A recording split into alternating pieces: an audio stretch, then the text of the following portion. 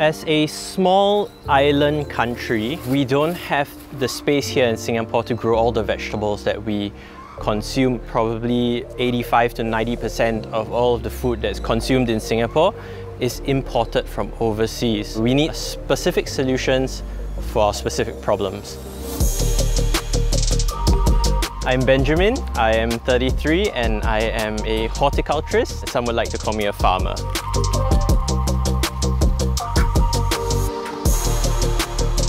We are now in my greenhouse at Bukit Merah in Singapore.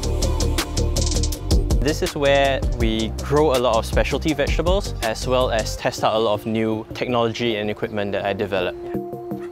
Go chase him home. Nasuki's garden started probably in 2018 when we started to sell specialty vegetable seedlings and also to help some of the other indoor farms in Singapore to solve some of their problems.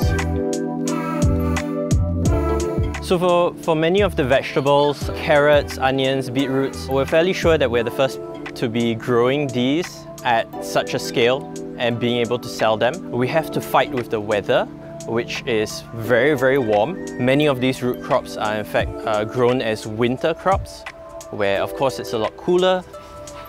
Labour is very expensive here in Singapore and we cannot afford to hire many people to do the manual work. So we develop machinery to automate as much as possible. So what we have done is to develop a nutrient doser that every element that the plant needs is dosed independent of the other. And that way we can create nutrient profiles that are perfectly suited to each plant. In order to feed Singapore in any appreciable amount, the most feasible way would be to go into indoor farming where we can stack things vertically and grow more produce per unit area.